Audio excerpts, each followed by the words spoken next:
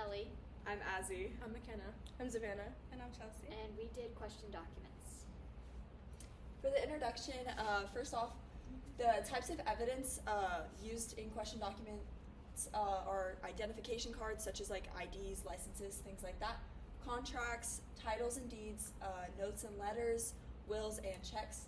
And the typical use of these in different crime cases, you're going to find them most commonly in white-collar crimes, but they're also just as common in medical malpractice, forgery, and homicides. New technology that is coming out in the more recent years has made it harder for these scientists to validate the documents because of things like Photoshop that make it really easy to change things on important documents. They are tested by qualified forensic document examiners, and they use handwriting analysis, digital imaging, and then UV and infrared lighting to test these documents and prove them. And then also, these documents are really important because something just as simple as a handwritten note can prove innocence or guilt if the document is found to be fake.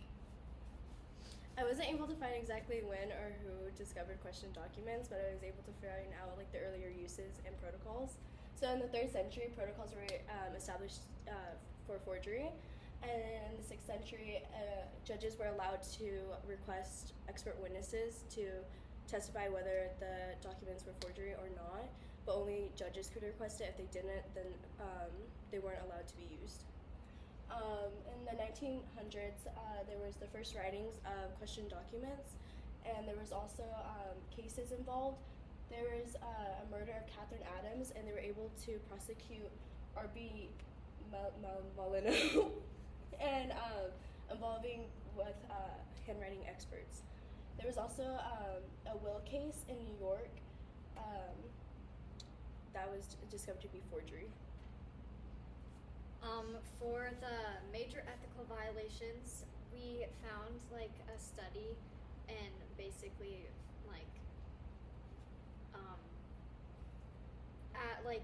found how they were related to the major ethical violations.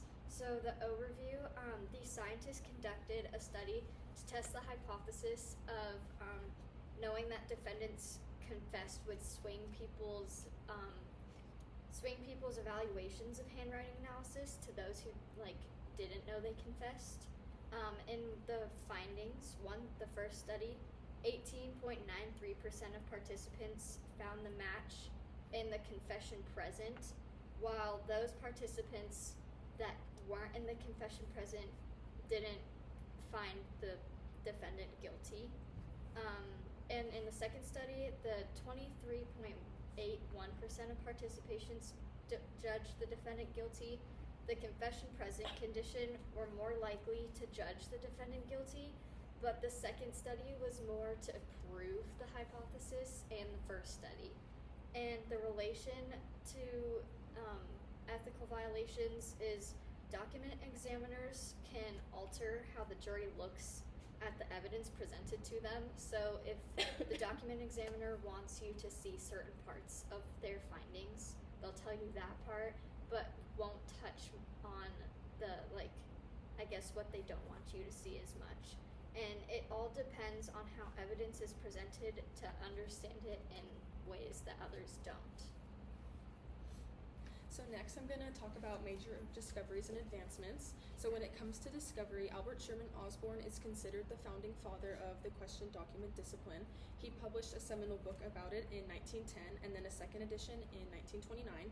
So next for advancements, I'm going to talk about ultraviolet forensic imaging. So using UV light allows investigators to detect more contrast in evidence such as bite marks, finger marks, bodily fluids, and more, which would not be seen with the naked eye. There are 2 techniques of this. One is reflective UV imaging, and the second is fluorescent UV imaging.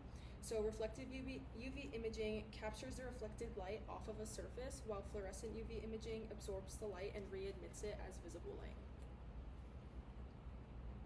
Next, I'm going to talk about video spectral comparators, or VSC.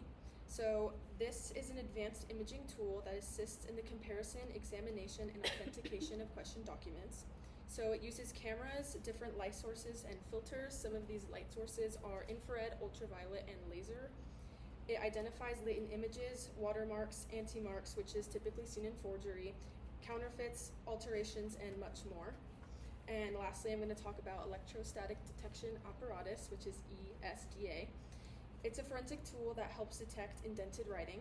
It visualizes indentations and subtle impressions left on pieces of paper from when someone wrote on top of it. So this is commonly seen in notebooks and notepads.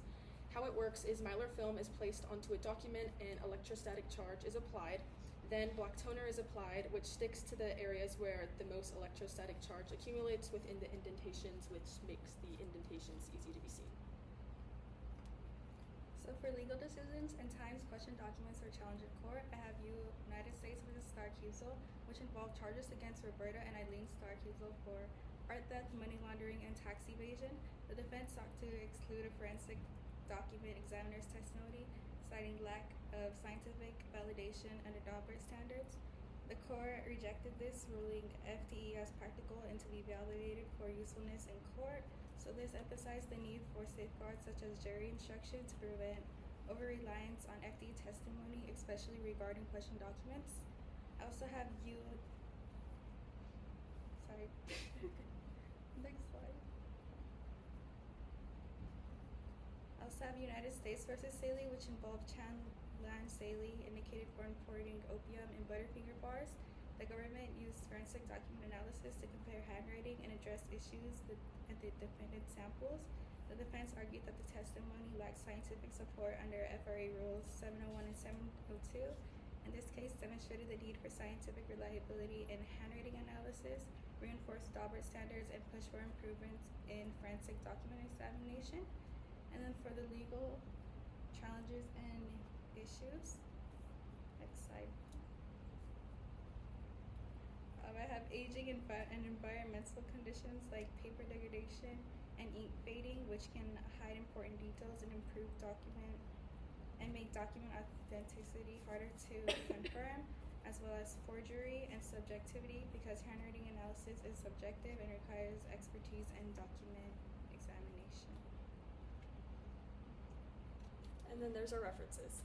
Yay! Yeah. Thanks.